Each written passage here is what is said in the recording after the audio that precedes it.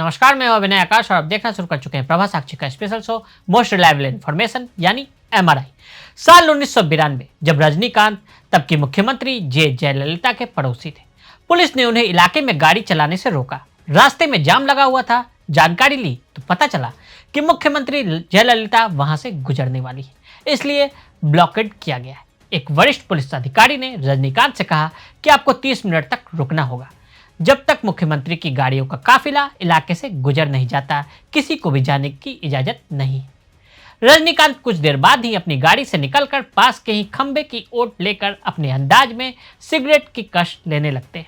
जब वहां के लोगों को यह मालूम पड़ा कि सुपरस्टार रजनीकांत वहां मौजूद है, तो डॉक्टर राधाकृष्णन रोड पर भारी भीड़ उमड़ पड़ी। घबराए पुलिस अधिकारी ने रजनीकांत से कहा कि आप अपनी गाड़ी बढ़ा लीजिए, तो रजनीकांत का जवाब था, सर मैं इंतजार कर रहा हूं कि मुख्यमंत्री का काफिला गुजर जाए। इस घटना के करीब 2 दशक बाद 27 अक्टूबर यानी रविवार का दिन महाराष्ट्र चुनाव को लेकर कांग्रेस और शिवसेना की तरफ से अपने अपने उम्मीदवारों की घोषणा की जा रही थी। वहीं सूरत लखनऊ के होटलों में बम की धमकी की खबर सामने आती है। दूसरी तरफ गृह मंत्री अमित शाह भाजपा के सदस्यता अभियान कार्यक्रम में भाग लेने के लिए कोलकाता पहुंचते हैं।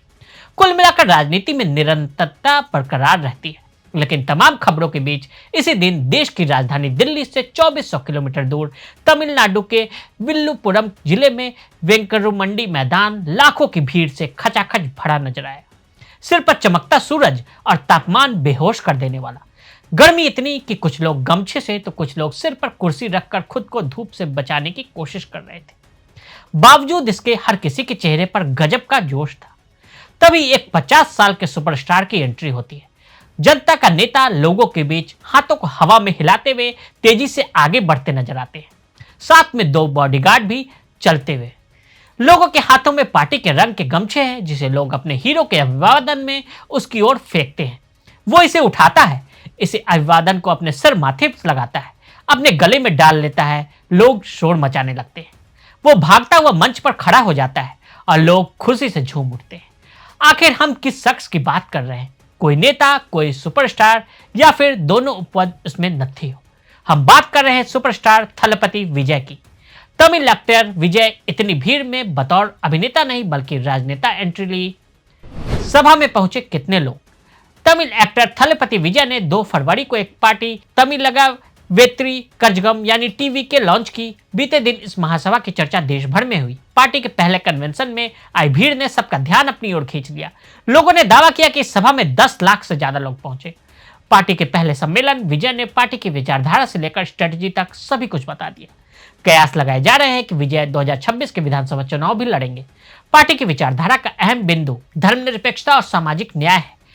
टीवी के पेरियार के दिखाए रास्ते पर चलेगी। अपने घोषणा पत्र में विजय ने क्या कहा? राज्यपाल का पद हटाना, भ्रष्टाचार मुक्त प्रशासन बनाना, महिलाओं के लिए समान अवसर, जाति आधारित जनगणना कराना, विधायक के लिए आचार संहिता, धर्म, जाति, रंग आदि के आधार पर भेदभाव को दूर करना, अदालतों में प्रशासनिक भाषा के रूप में तमिल को बढ़ावा देना, केंद्र सरकार की जन विरोधी नीतियों का विरोध, तमिलनाडु के लिए 2 भाषा नीति, तमिलनाडु को नशा मुक्त बनाना, राज्य सूची के तहत शिक्षा को बहाल करना। विजय की स्पीच की 5 बड़ी बातें। टीवी के संस्थापक विजय ने द्रविड़ मुद्रित कर्जगम द्रुमक के और स्टालिन परिवार पर कटाक्ष करते हुए कहा कि सत्तारूढ़ दल के नेता जन विरोधी सरकार को द्रविड़ मॉडल सरकार कह रहे हैं। द्रविड़ मॉडल सरकार का संदर्भ द्रुमक अध्यक्ष और मुख्यमंत्री एम.के. स्टालिन के बार बार दोहराए गए बयानों से है।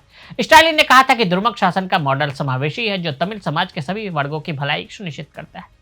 विजय ने कहा कि यहाँ कुछ लोग राजनीति में प्रवेश करने वाले हर व्यक्ति को एक खास रंग में रंग रहे हैं, लोगों को मूर्ख बना रहे हैं, लेकिन पीछे सौदेबाजी में जुटे हैं। चुनाव के दौरान शोर मचाएंगे और हमेशा फांसीवाद की बात करेंगे। एकजुट लोगों में बहुसंख्यक अल्पसंख्यक का डर पैदा करेंगे। स्वार्थी परिवार द्रविड़ मॉडल के नाम पर तमिलनाडु को लूट रहा है। पेरियार व अन्ना के नाम का इस्तेमाल कर रहा है, जो हमारे राजनीतिक दुश्मन है। यह विचारधारा का नाटक करेंगे, सांस्कृतिक रक्षक का चोला ओढ़ेंगे। इसका कोई चेहरा नहीं है बल्कि केवल मुखौटा है। मुखौटा ही चेहरा है। भ्रष्ट पाखंडी हमारे बीच हैं और वर्तमान में हम पर शासन कर रहे हैं। टीवी के दुश्मन विभाजनकारी ताकतें हैं, जबकि ऐसे भ्रष्ट पाखंडी दूसरे दुश्मन हैं। टीवी के कार्यक्रम और तमिल राष्ट्रवाद को अलग अलग नहीं मानता।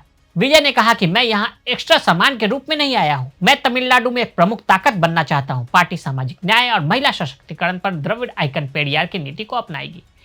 तमिल को अदालतों और मंदिरों की भाषा के रूप में मान्यता दी जाएगी। यह केवल भाषा का प्रश्न नहीं है, बल्कि तमिलनाडु की सांस्कृतिक विरासत को पुनर्जीवित करने का अभियान है। हमारी पार्टी 2026 के विधानसभा चुनाव में सभी 234 सीटों पर लड़ेगी। अब आपको तमिलनाडु की राजनीति में एंट्री लेने वाले कुछ फिल्मी सितारों के बारे में भी बताते हैं। एमजी रामचंद्रन 1981 में एक फिल्म आई थी नसीब, जिसका गाना है जिंदगी इम्तिहान लेती है। लेकिन मरुदुर गोपालन रामचंद्रन ने अपनी जिंदगी के सफर में एक नहीं बल्कि 2 इम्तिहान दिए। पहले तो फिल्मी दुनिया से सियासत में कदम रखने के बाद मित्र के दुश्मन बन जाने और दोस्त से ही गोली खाने का, फिर तमाम झंझावातों से जूझते हुए तमिलनाडु की सीएम की कुर्सी पर पहुंचने के साथ ही भारत रत्न से नवाजा जाना। एमजीआर के नाम से फेमस मरुदुर गोपालन रामचंद्रन ने एक अभिनेता के तौर पर ही नहीं बल्कि राजनेता के तौर पर भी लोगों के दिलों पर राज किया।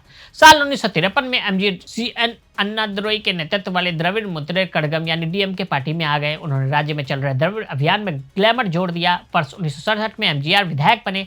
एमजीआर ने डीएमके पर भ्रष्टाचार और अन्नादुरई के उसूलों से दूर जाने का आरोप लगाया तो करुणानिधि ने उन्हें पार्टी से निकाल दिया, जिसके बाद एमजीआर ने अन्ना द्रविड़ मुद्रे कड़गम बनाई, जो बाद में ऑल इंडिया अन्ना द्रविड़ मुद्रे कड़गम कहलाई। यह राज्य की एक बड़ी पार्टी बनकर उभरी और डीएमके और एआईएडीएमके के बीच जोरदार टक्कर हुई। साल 1977 के चुनाव में एआईएडीएमके को सफलता मिली और एमजीआर पहली बार तमिलनाडु के मुख्यमंत्री बने।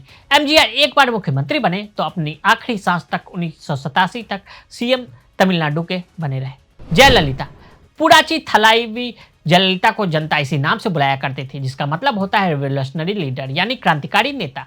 साल 1991 के विधानसभा चुनाव में जयललिता भारी बहुमत से जीतने के साथ ही राज्य के सबसे कम उम्र की पहली महिला मुख्यमंत्री बनी। किसी ने सोचा भी नहीं था कि वो तमिलनाडु के सबसे कम उम्र की मुख्यमंत्री बनेंगी, भ्रष्टाचार के गंभीर आरोप में जेल जाएंगी। 1982 में जयललिता ने एआईएडीएमके की सदस्यता ग्रहण की थी। उन्होंने पहला चुनाव तिरुचेंदूर सीट से जीता था। इसके बाद से उन्होंने पलटकर कभी नहीं देखा। तमिलनाडु की राजनीति में 1977 से 1988 तक लगातार 11 साल की अवधि में 2 बार मुख्यमंत्री बनने का गौरव सिर्फ एमजीआर को हासिल रहा, लेकिन 26 साल बाद उनकी राजनीतिक वारिस ने यह कारनामा दिखाया था। चिरंजीवी पहली रिलीज फिल्म प्रणाम खड़िंदू थी। 2008 में उन्होंने आंध्र प्रदेश राज्य में प्रजा राज्यम पार्टी की शुरुआत की। 2007 से 2017 तक उन्होंने किसी भी फिल्म में काम नहीं किया। इस दौरान उन्होंने अपने पॉलिटिकल कैरियर की शुरुआत की। फिलहाल वो आंध्र प्रदेश के राज्यसभा सांसद हैं। पवन कल्याण वो मशहूर एक्टर चिरंजीवी के छोटे भाई हैं। 2013 की फोर्ब्स इंडिया की 100 मशहूर हस्तियों की सूची में उन्हें 26वां स्थान दिया गया था। 2014 में उन्होंने जन सेना पार्टी बनाई थी।